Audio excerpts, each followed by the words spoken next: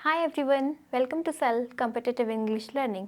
जैसा कि मैंने कल कहा था कि हम आज अपने क्वेश्चंस के आंसर्स को डिस्कस करेंगे, तो चलिए शुरू करते हैं। हमारा पहला क्वेश्चन था, I have not seen her from 20 years, I have not seen her for 20 years, I have not seen her since 20 years. तो सेंटेंस का जो मीनिंग समझ में आ रहा है वो ये है कि मैंने उसको 20 साल से नहीं देखा है। तो यहाँ पे टाइम रेफरेंस है, जब जब टाइम रेफरेंस होगी तो सेंटेंस या तो परफेक्ट में होगा या परफेक्ट कंटिन्यूस में होगा। तो यहाँ पे क्या यूज हुआ है? Present perfect. तो जब जब सेंटेंस प्रेजेंट परफेक्ट यानी कि कोई भी परफेक्ट या परफेक्ट कंटिन्यूस में होगा तो क्या यूज होगा? सिंस या फॉर। तो पहला ए ऑप्शन तो बिल्कुल कट हो गया, ठीक है। तो सिंस कहाँ यूज होता है, फॉर कहाँ यूज होता है? सिंस जो है वो स्पेसिफिक टाइम के लिए यूज होता है, स्पेसिफिक टाइम। और जो फॉर है वो पीरियड ऑफ टाइम के लिए यूज होता है। अब जैसे मैं बोलूं since Monday, since morning, since 1990, similarly for 20 years, ठीक है, फॉर द लास्ट 5 ईयर्स, इस तरह से। तो यहाँ पे क्या यूज होना है? 20 ईयर्स है, it's a period of time, exact नहीं पता कि कौन से, इस तरह से ईयर मेंशन नहीं है, तो क्या यूज होगा? फॉर। तो चलिए अब मैं आपसे एक क्वेश्चन पूछती हूँ, इसका आंसर करना। It dash for 2 hours, but now the sky is clear। तो क्या आएगा? इट रेन्ड या फिर इट हैड रेन्ड? क्या लग रहा है? इट रेन्ड या इट हैड रेन्ड? तो आप कहेंगे कि भाई फॉर यूज हुआ है, टाइम रेफरेंस है, तो सेंटेंस अभी बोला था कि परफेक्ट या परफेक्ट कंटिन्यूस में होगा, इसलिए हैड रेन्ड। पर नो, व्हाई? देखो यहाँ पर टाइम रेफरेंस तो है, पर लेकिन सेंटेंस का मीनिंग क्या है कि 2 घंटे के लिए बारिश हुई, पर अब स्काई क्लियर है। 2 घंटे से बारिश हो रही है नहीं कह रहे, यहाँ पे कंटिन्यूटी नहीं है, 2 घंटे के लिए बारिश हुई। तो जब मीनिंग फॉर का से होगा तब परफेक्ट या परफेक्ट कंटिन्यूस यूज होगा। अदरवाइज जब उसका मीनिंग फॉर है तो सेंटेंस के कॉन्टेक्स्ट को समझे तो यहाँ पे ये समझ में आ रहा है ना कि 2 घंटे के लिए बारिश हुई यानी कि पास का एक्शन है, तो क्या यूज होगा? Rained. It rained for 2 hours but now the sky is clear, ठीक है। तो ये एग्जाम्पल मैंने आपको इसलिए दिया कि आप ये ना समझ लें कि जहाँ पे भी फॉर आया, सेंस आया, तो इधर परफेक्ट या परफेक्ट कंटिन्यूस ही यूज होना है, सेंटेंस के मीनिंग को भी समझेंगे। चलिए आगे चलते हैं। हमारा सेकंड क्वेश्चन था, she is one of the best student of our school, she is one of the best students of our school, she is one of the best student of our school. तो C option तो ऐसे ही cut हो गया कि superlative degree use हुई है adjective की, student जो है वो नाउन है, आगे फर्दर स्टूडेंट की क्वालिटी है कि वो बेस्ट है, तो एडजेक्टिव यूज हुआ है। एडजेक्टिव अपनी कौन सी डिग्री में यूज हुआ है? सुपरलेटिव, ठीक है। तो सुपरलेटिव डिग्री के साथ हमेशा क्या यूज होता है? द। तो ये तो बिल्कुल रॉन्ग हो गया। तो कंफ्यूजन किस में थी? She is one of the best student, यानी कि स्टूडेंट आएगा या स्टूडेंट्स आएगा? तो यहाँ पे देखिए, यहाँ पे हम क्या बात कर रहे हैं कि सारे स्टूडेंट्स में से शी की बात कर रहे हैं कि जितने भी बेस्ट स्टूडेंट्स हैं उनमें से शी जो है एक है। तो हम सारे स्टूडेंट्स में से एक की बात कर रहे हैं, तो हमारा सब्जेक्ट जो है वो शी है, पर लेकिन हम सारों में से एक की बात कर रहे हैं, इसलिए यहाँ पर क्या आएगा? स्टूडेंट्स। ऑफ द का मतलब है सब में से किसी एक की बात की है, ठीक है। तो इसलिए she is one of the best students of our school. पर अभी मैं एक और क्वेश्चन पूछती हूँ आपसे। One of these 3 boys are notorious। Okay, one of this three boys are notorious या इज नोटोरियस। हम तीन बॉयज में से एक की बात कर रहे हैं, तो मेरा सब्जेक्ट एक है, ठीक है, तो क्या आएगा, इज। ओके, ऑल्दो यहाँ पे बॉयज आएगा क्योंकि मैं सारे बॉयज में से फिर फर्दर एक की बात कर रही हूँ, पर मेरा सब्जेक्ट तो एक ही है ना, इसलिए यहाँ पे क्या आएगा, इज। क्लियर है? चलिए आगे चलते हैं। Mrs. Singh, being a good teacher, is liked by all the students. Mrs. Singh, being a good teacher, she is liked by all the students. Mrs. Singh, being a good teacher, liked by all the students. तो C option तो बिल्कुल ही गलत है क्योंकि sentence में verb ही use नहीं हुई, तो इसलिए यहाँ पे बीच में इज तो आना ही था, is like by all the students. ये तो सेंटेंस का स्ट्रक्चर ही ठीक नहीं है। चलिए आगे चलते हैं। इन दो ऑप्शंस में से रहेगी कंफ्यूजन। तो ओके, ये क्या है, प्रोनाउन। प्रोनाउन का काम क्या होता है, नाउन को रिप्लेस करना, ठीक है। तो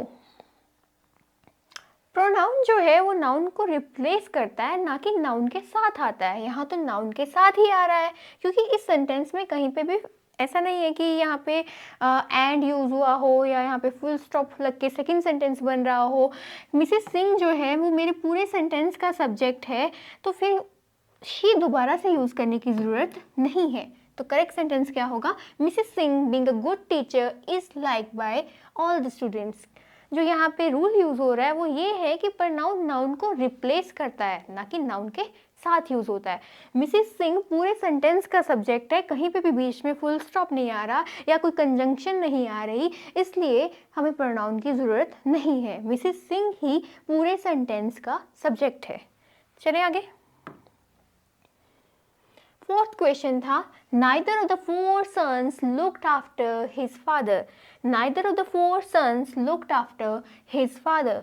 neither of the four sons looked after their father. तो करेक्ट आंसर क्या होगा इसका, बी। ऐसा क्यों? देखिए, हम फोर सन्स की बात कर रहे हैं, ठीक है। तो जो नाइदर और आइदर और जो होते हैं वो दो के लिए यूज़ होते हैं। जब हम दो से ज़्यादा की बात करते हैं तो क्या यूज़ होता है, नन। ये तो हो गई इतनी बात। अब none of the four sons looked after his father, तो एक चीज़ और नोट कर लीजिए, अगर यहाँ पे देयर होता, उधर तो नन होता, पर अगर यहाँ पे देयर होता तब भी गलत होता। क्यों गलत होता? इसलिए गलत होता क्योंकि जो नन है, अगेन हम चारों में की बात करके फिर एज इंडिविजुअल बात कर रहे हैं कि चारों में से कोई भी नहीं, तो कोई भी नहीं इज ट्रीटेड एज इंडिविजुअल। चारों में से कोई भी नहीं, चारों में से किसी ने भी अपने फादर का ख्याल नहीं रखा, ठीक है। तो यहाँ पे क्या आएगा, तो जब मेरा सब्जेक्ट सिंगुलर है तो वर्ब भी क्या, तो प्रोनाउन भी क्या यूज होगा, सिंगुलर। क्या यूज होगा, हिज। चलिए आगे चलते हैं। A black and white dress was bought by me. A black and a white dress was bought by me. A black and white dress were bought by me. चलिए, यहाँ पे जो रूल यूज़ हो रहा है वो ये है कि जब हम कंजंक्शन के साथ दो नाउन्स को जोड़ के लिखें और अगर हम दोनों के आगे आर्टिकल लगा रहे हैं तो इसका मतलब है ये दो अलग अलग चीज़ें हैं। Like a black and a white dress, यानी कि एक ब्लैक ड्रेस और एक वाइट ड्रेस, तो ये प्लूरल हो गया। तो यहाँ क्या आना था, वर। अगर यहाँ वर लिखा होता तो ये सेंटेंस सही होता। अब यहाँ पे कंजंक्शन के साथ दो नाउन ज्वाइंट है, पर लेकिन आर्टिकल एक ही के आगे आ रहा है। इसका मतलब है मैंने एक ही ड्रेस खरीदी जो कि ब्लैक एंड वाइट कलर की है, तो एक ही ड्रेस खरीदी है, वॉज है, तो ये सही था।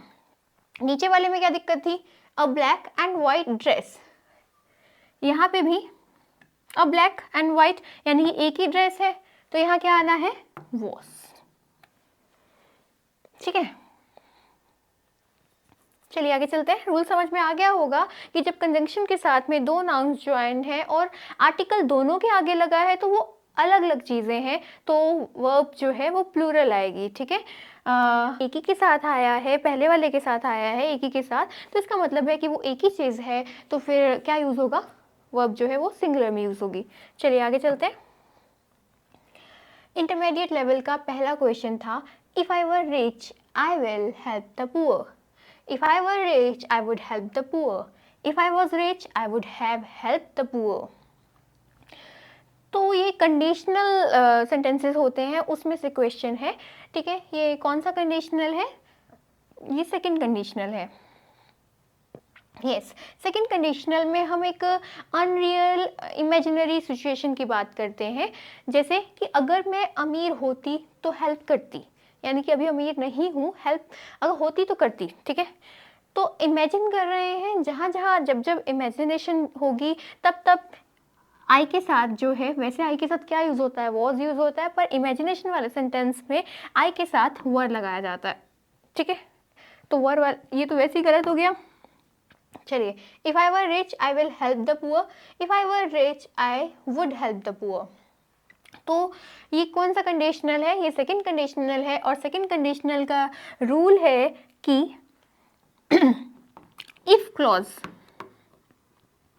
इफ क्लॉज में क्या यूज होगा? पास्ट इंडेफिनिट, ठीक है। और जो मेन क्लॉज होगा, यानी कि सेंटेंस का मेन पार्ट होगा, वहां क्या यूज होगा? Would plus first form of the verb, ठीक है। तो सेंटेंस बनेगा, if I were rich I would help the poor. चलिए आगे चलते हैं। I saw him before he stopped his car. I had seen him before he stopped his car. I had seen him before he stopped his car.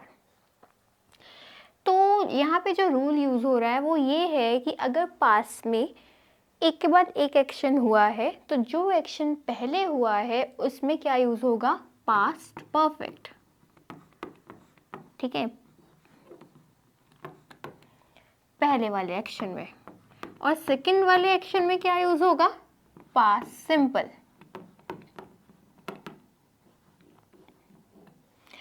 तो पहले आप मुझे सोच के बताओ कि पहले मैंने उसको देखा कि पहले, या उसने कार स्टॉप की?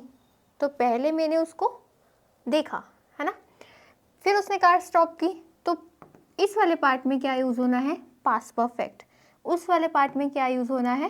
Past simple. तो रूल क्लियर हो गया आपको कि अगर पास में दो एक्शंस हुए हैं एक साथ, एक के बाद एक एक्शन हुआ है, तो जो एक्शन पहले हुआ है वहाँ क्या यूज़ होगा? Past perfect. और जो एक्शन बाद में हुआ है वहाँ क्या यूज़ होगा? पास्ट सिंपल, ठीक है। चलिए आगे चलते हैं। He is too intelligent to be fooled. He is so intelligent to be fooled. He is very intelligent to be fooled. ये जो तीनों ही वर्ड्स हैं एक तरह से वेरी को ही की ही फॉर्म है, यानी कि देखो ये किसको क्वालिफाई कर रहे हैं? एडजेक्टिव को क्वालिफाई कर रहे हैं। तो क्या है ये सारे के सारे? एडवर्ब। कौन सा adverb? Adverb of degree. Adverb of degree क्या बताता है? हाउ मच, कितना, ठीक है। क्या कह रहे हैं? कि वो बहुत इंटेलिजेंट है बेवकूफ़ बनाने के लिए। इसमें भी यही कह रहे हैं कि वो बहुत, कह रहे, तीनों सेंटेंसेस में वही रहे हैं, पर लेकिन जो रूल है वो ये है कि अगर आप टू यूज़ कर रहे हो, ठीक है, अगर आप यहाँ पे टू यूज़ कर रहे हो तो इधर TOO आएगा। अगर आप सो यूज़ कर रहे हो तो उस पार्ट में टू ना आके दैट आएगा, ठीक है। ही इज़ वेरी, अगर आप वेरी यूज़ कर रहे हो, ही इज़ वेरी इंटेलिजेंट, तो आगे ये नहीं होगा, ठीक है। ही इज़ वेरी इंटेलिजेंट, या तो हम ही इज़ वेरी इंटेलिजेंट कहेंगे। अगर हमें टू बी फूल्ड लिखना है तो टू ही आएगा। और सो का जो सो के साथ क्या यूज़ होता है? दैट। तो इसलिए हम क्या लिखेंगे? He is so intelligent that he can't be fooled. वो इतना इंटेलिजेंट है कि उसका बेवकूफ़ नहीं बनाया जा सकता, ठीक है, समझ गए।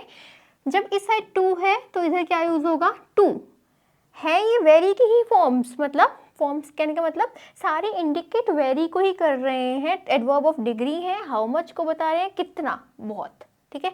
सबका मीनिंग बहुत ही है, पर लेकिन सबकी पेयरिंग अलग है। अगर आप टू यूज़ कर रहे हो तो TOO आएगा, अगर आप सो यूज़ कर रहे हो तो नेक्स्ट पार्ट में डेट आएगा, और अगर आप वेरी यूज़ कर रहे हो तो इधर टू नहीं आएगा। चलिए next. He cheated not only his friends but also his family. He not only cheated his friends but also his family. He cheated not only his friends and also his family. तो यहाँ पर एक तो समझ लें कि यहाँ पे कंजंक्शन यूज हुई है not only but also. Not only conjunction है जिसका पेयर कौन होता है, बट ऑल्सो, ठीक है। तो एंड ऑल्सो पेयर नहीं है नॉट ओनली का, इसलिए सी ऑप्शन तो बिल्कुल कट हो गया। अब कंफ्यूजन रह गई दो में। तो हमने ये तो सीख लिया कि नॉट ओनली कंजंक्शन का जो पेयर है वो बट ऑल्सो है, पर इसके साथ साथ हमें ये भी सीखना है कि नॉट ओनली बट ऑल्सो की प्लेसमेंट कहाँ पे होगी। जिन दो चीज़ों की बात हो रही है, यहाँ पे कौन दो चीज़ें पेयरिंग में है, पेयरिंग में फ्रेंड्स और फैमिली है, तो उन्हीं के आगे आगे नॉट ओनली और बट ऑल्सो आएगा। चीटेड के पेयरिंग में कुछ नहीं है। अगर यही सेंटेंस हमको चीटेड के पेयरिंग में बनाना था तो हम चीटेड के पेयरिंग में कुछ लिखते हैं, he not only cheated but also looted his friends. ठीक है, क्लियर है। चलिए आगे चलते हैं। You have acted nobler than all of us. You have acted nobly than all of us. You have acted more nobly than all of us. So यहाँ पर you have acted. Acted क्या है, verb है, ठीक है। तो बता रहा है कि कैसे एक्ट किया। जो चीज़ वर्ब को क्वालिफाई करे उसे क्या बोलते हैं, एडवर्ब। जो चीज़ वर्ब या एडजेक्टिव को क्वालिफाई करती है उसे एडवर्ब बोलते हैं। तो ये तो क्लियर हो गया कि ये वर्ड्स क्या है, ये वर्ड्स क्या है, नोबल वर्ड कैसे यूज़ हुआ है एज एडवर्ब। तो यहाँ पर कंपैरिजन हो रहा है, देन लगा है, कंपैरिजन हो रहा है, ठीक है। मैंने क्या बोला था, पिछली वीडियो में बोला था कि एलवाई वर्ड्स क्या होते हैं, एडवर्ब होते हैं।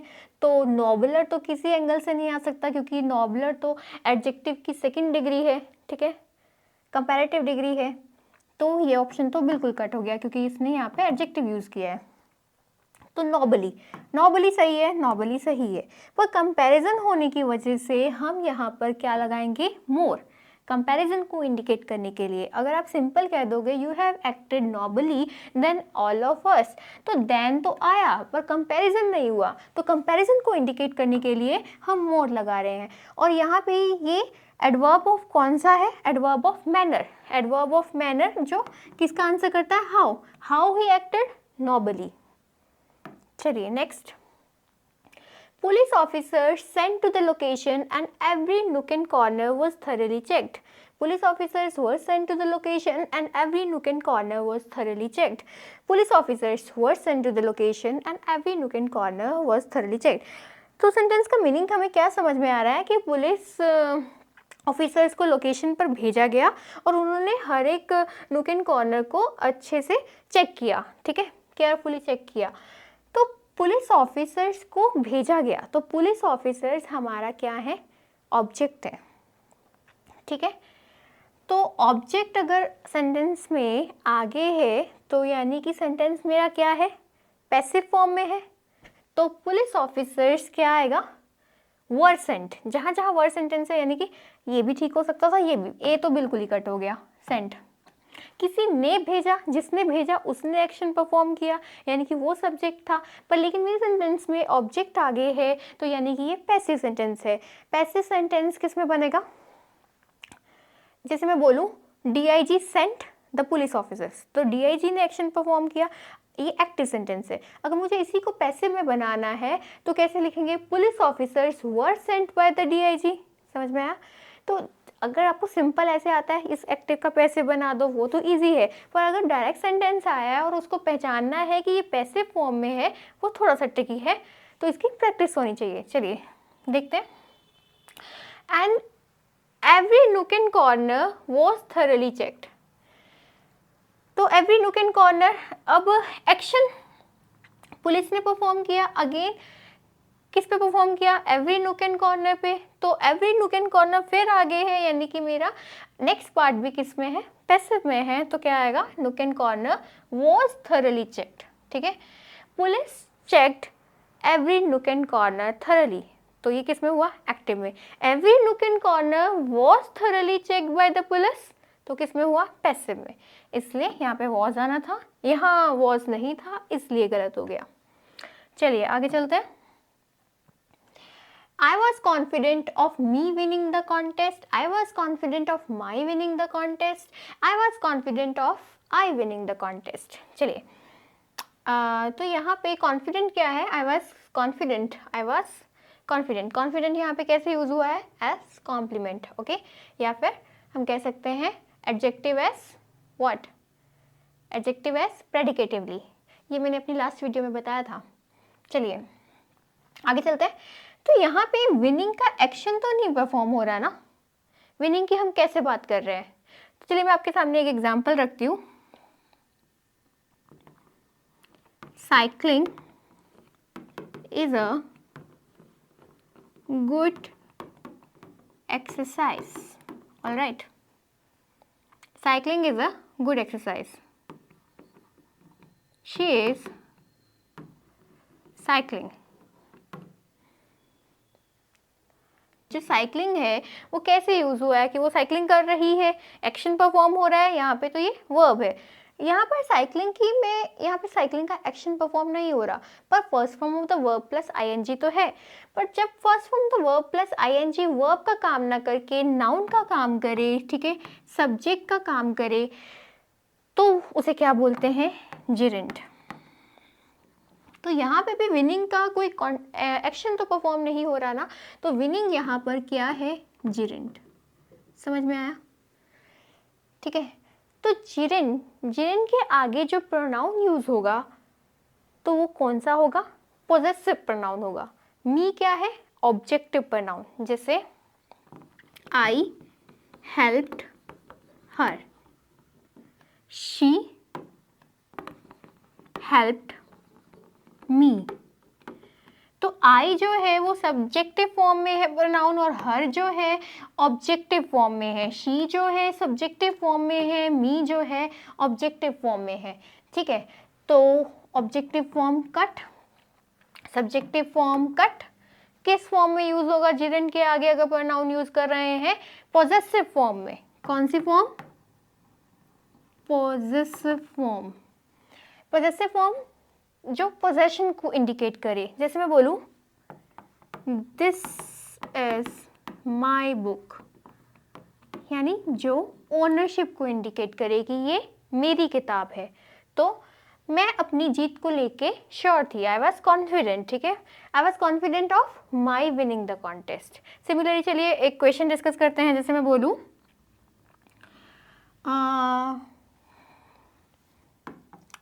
2 or 3 members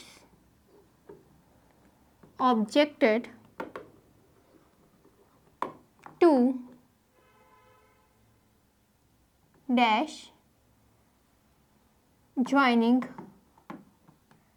the club, to his joining the club या फिर him joining the club। क्या आएगा, क्या लग रहा है, हिम जो है वो ही की ऑब्जेक्टिव फॉर्म है, हिज क्या है, दिस इज हिज हाउस, ठीक है, दिस इज हिज बुक, ये उसकी किताब है, ये उसका घर है, तो हिज आएगा। क्लियर हो गया, कौन सी फॉर्म में यूज होगा, पॉजेसिव फॉर्म में, किसके आगे, जिरेंट के आगे। Okay, next question, you will not get well until you do not take your medicine. You will not get well unless you take your medicine. You will not get well until you take your medicine. तो यहाँ पे until और unless का है कि क्या use होना है, कैसे यूज होना है। तो चलिए मैं आपको until और unless को एक्सप्लेन करती हूँ। until जो है वो टाइम को रेफर करता है, unless जो है वो कंडीशन को रेफर करता है। दूसरा, दोनों के दोनों नेगेटिव वर्ड्स हैं, और ये नेगेटिव वर्ड्स होने की वजह से इनके साथ दूसरा नेगेटिव वर्ड नहीं आएगा जिस पार्ट में ये यूज़ हुए हैं, ठीक है। अब अनटिल का मतलब होता है जब तक नहीं, जब तक नहीं, और अनलेस का मतलब होता है इफ नॉट, यानी कि अगर नहीं। तो जब भी आपको कंफ्यूजन हो कि क्या आएगा, तो वहाँ पर सबसे पहले आप इफ़ नॉट फिट करके देखें। अगर इफ़ नॉट फिट हो रहा है तो अनलेस आना है, अदरवाइज क्या आना है, until. You will not get well until you do not take your medicine. अभी मैंने आपसे बोला था कि ये दोनों के दोनों वर्ड्स नेगेटिव हैं, इस वजह से दूसरे नेगेटिव वर्ड यूज़ नहीं होगा, तो नॉट यूज़ नहीं होना, तो यानी कि ये ऑप्शन तो बिल्कुल ही गलत हो गया। अब कंफ्यूजन रह गई इन दो ऑप्शंस में कि अनटिल आएगा या अनलेस आएगा। तो फिर मैंने अभी क्या बोला कि जब आपने अनटिल और अनलेस में आपको कंफ्यूजन हो रही है, तो वहाँ पे आप सबसे पहले इफ़ नॉट फिट करके देखें। अगर इफ़ नॉट फिट हो रहा है तो वहाँ पे अनलेस आएगा। You will not get well if not you take your medicine. अगर तुम अपनी मेडिसिन नहीं लोगे तो ठीक नहीं होगे, ठीक है। तो यहाँ पे क्या आएगा, अनलेस। ये जो अनटिल है वो टाइम रेफरेंस के केसेस में, जहाँ पे टाइम की बात हो रही हो, वहाँ पे यूज़ होता है। जैसे मैं सेंटेंस बोलूँ, don't go anywhere dash I return, ठीक है। कहीं मत जाना जब तक मैं नहीं आती, ठीक है। तो कहीं मत जाना अगर मैं नहीं आती, अगर मैं नहीं आती तो if not I come, if not I return, तो सेंटेंस नहीं बना ना कि अगर मैं नहीं आती तो कहीं मत जाना, जब तक मैं नहीं आती, ठीक है। तो जब तक होने की वजह से, जब तक नहीं होने की वजह से, तो यहाँ पे क्या यूज़ होगा, अनटिल। क्लियर है, चले आगे। अगला क्वेश्चन था हमारा, if it rain tomorrow I will not come, if it rains tomorrow I will not come, if it rain tomorrow I will not come.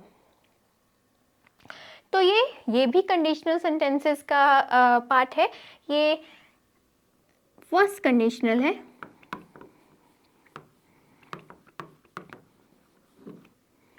First conditional क्या होगी, अगर फ्यूचर में एक के बाद एक एक्शन होना है और सेकंड एक्शन का होना ना होना फर्स्ट एक्शन के होने ना होने पे निर्भर करता है, तो हम वहाँ पे क्या यूज़ करते हैं, फर्स्ट कंडीशनल। फर्स्ट कंडीशनल का रूल है कि इफ वाले पार्ट में, इफ क्लॉज में क्या आएगा, प्रेजेंट सिंपल, ठीक है। और मेन क्लॉज में क्या आएगा, मेन क्लॉज में आएगा फ्यूचर सिंपल। प्रेजेंट सिंपल और फ्यूचर सिंपल का रूल तो आपको पता ही होगा। तो सेंटेंस क्या बनेगा, if it rains tomorrow I will not come, ठीक है। अगर कल बारिश होती है तो मैं नहीं आऊँगी।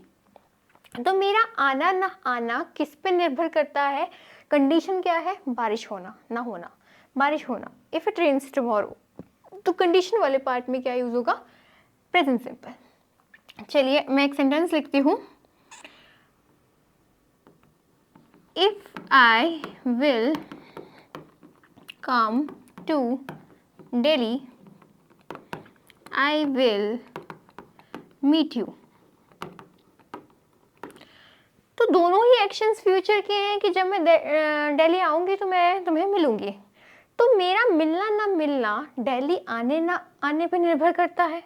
तो फर्स्ट कंडीशन ये है, कंडीशन क्या है, दिल्ली जाना ना जाना, ठीक है। तो यहाँ पे क्या यूज़ होगा, प्रेजेंट सिंपल। तो यहाँ क्या आएगा, इफ़ आई कम। क्लियर है, चलिए आगे चलते हैं। Neither the staff members nor the director were taking their work seriously. Neither the staff members nor the director was taking his work seriously. Neither the staff members nor the director was taking their work seriously. Neither and nor, ठीक है। Neither और nor मैंने बताया था कि इनका meaning क्या होता है, ना ये ना वो, यानी कि हम बात तो एज इंडिविजुअल ही कर रहे हैं ना। तो रूल जो है वो ये है कि जब हम नाइदर और नोर के साथ दो नाउन्स को ज्वाइन करते हैं, वहाँ पर जो प्रोनाउन है, जो वर्ब है, वो किसके अकॉर्डिंग यूज होगी? प्रोनाउन है, जो वर्ब है, वो किसके अकॉर्डिंग यूज होगी? According to the nearest subject. अब मेरा नियरेस्ट सब्जेक्ट, इस वर्ब के नियरेस्ट सब्जेक्ट कौन है? डायरेक्टर है कि स्टाफ मेंबर्स है? डायरेक्टर है। डायरेक्टर क्या है? सिंगुलर है। तो यहाँ पे क्या यूज होगा? यहाँ पे क्या यूज होगा? वॉज, और यहाँ पे हिज।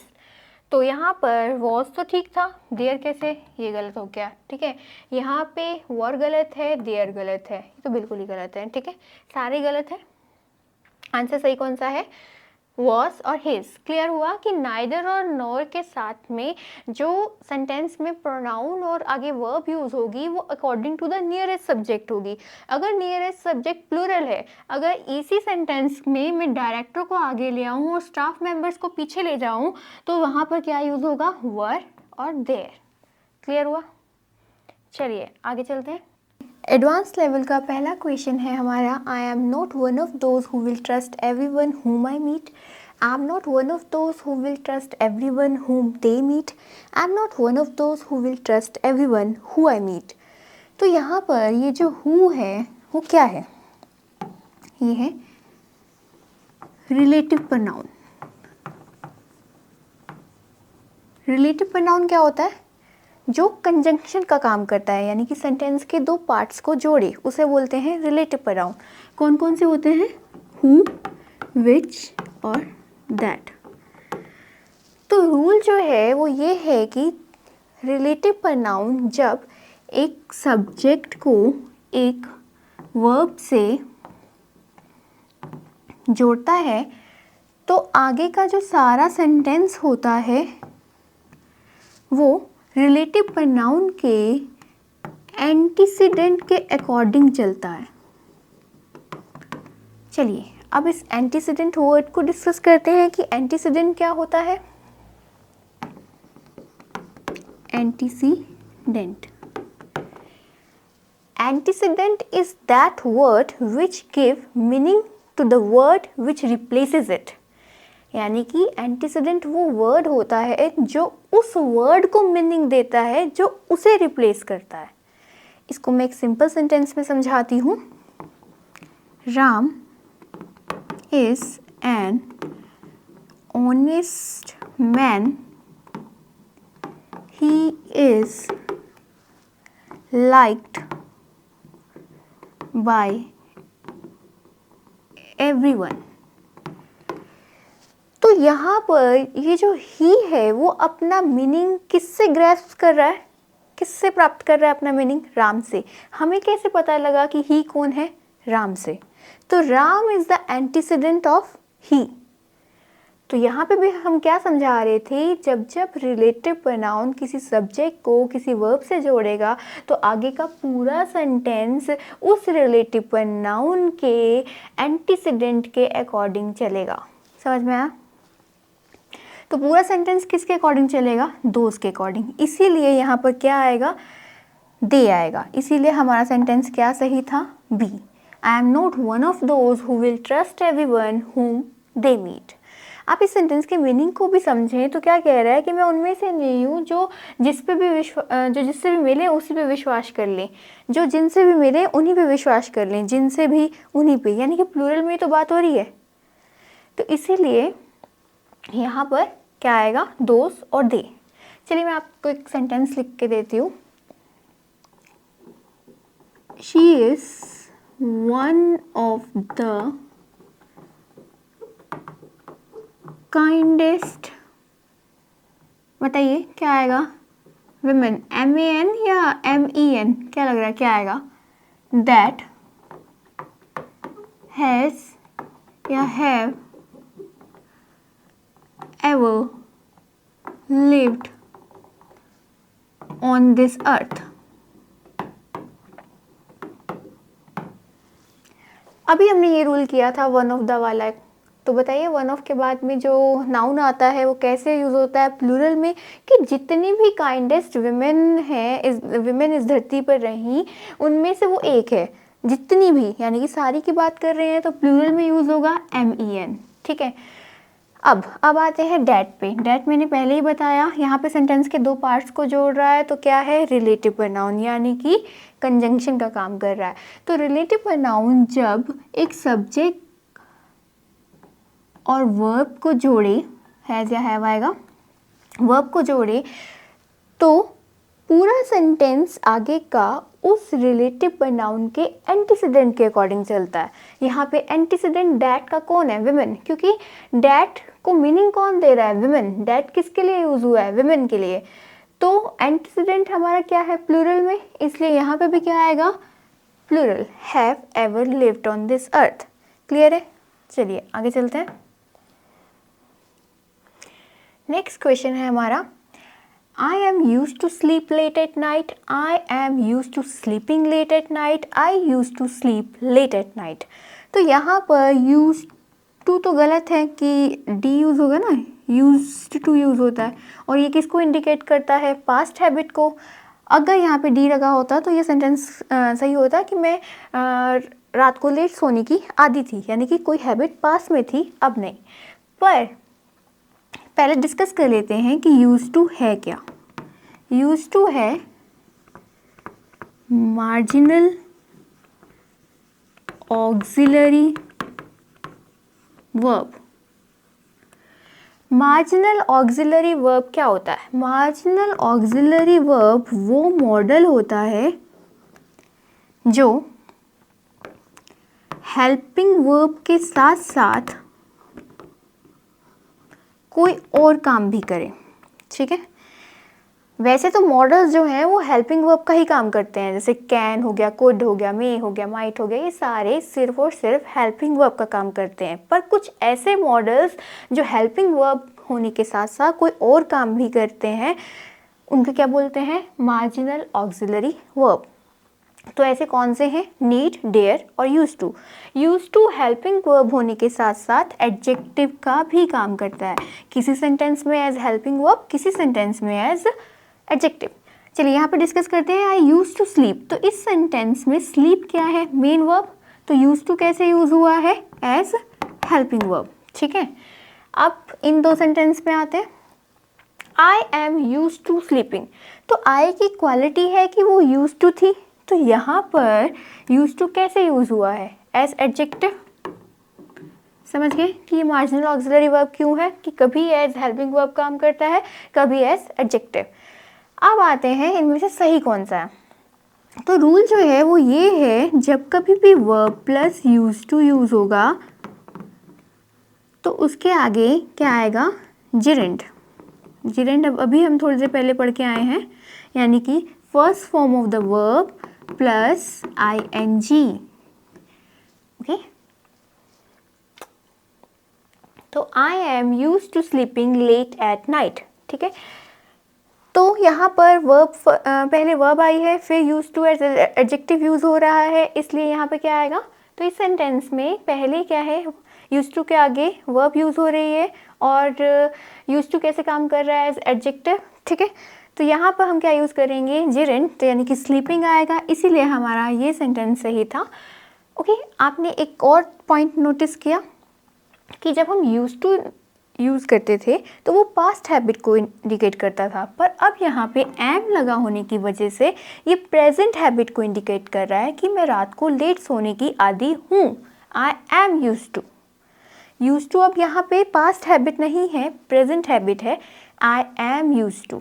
ठीक है, चलिए अब जैसे एक और सेंटेंस है, मैं आपके सेंटेंस लिखती हूँ। ही गॉट यूज टू, आपको ड्राइव वर्ड को यूज करना है यहाँ पे। He got use to drive on the right when he was in London. ठीक है, he got use to drive on the right when he was in London. तो use to के आगे कोई वर्ब यूज हुई है, इसलिए आगे क्या आएगा, जिरेंड आएगा। तो हम यहाँ पे क्या लिखेंगे, ड्राइविंग। क्लियर है? चलिए आगे चलते हैं।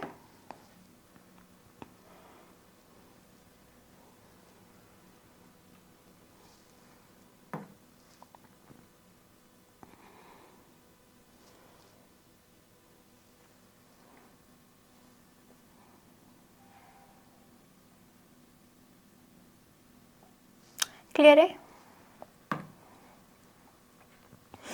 क्लियर है? चलिए आगे चलते हैं।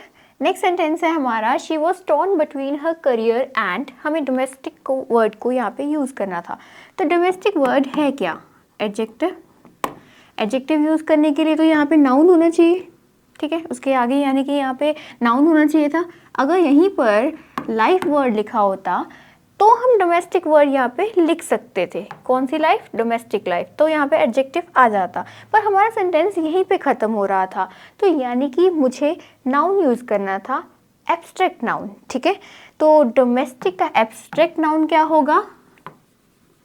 डोमेस्टिसिटी। इसीलिए जब भी आप कोई नया वर्ड सीखें तो उसकी सारी फॉर्म्स जानें कि इसका एडजेक्टिव क्या होगा, इसका नाउन क्या होगा, इसका एडवर्ब क्या होगा, ठीक है।